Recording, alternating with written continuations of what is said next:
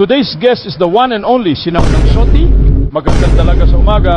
Kabahan ka na kapag nasalubong mo sa kalsada. Please welcome the manananggal. Sobrang legit pumuti singit ko. Sabi nila, nililipad mo daw yung kalahati ng katawan mo. Ba't di na lang buong katawan? Sino nagsabi niyan? Mas marunong pa siya sa akin. Palit kami, siya na lang maging manananggal. Ako na lang maging tao. So, next question. Napansin ko lang, kapag umaga ang ganda mong dalaga, nag-skincare ka ba?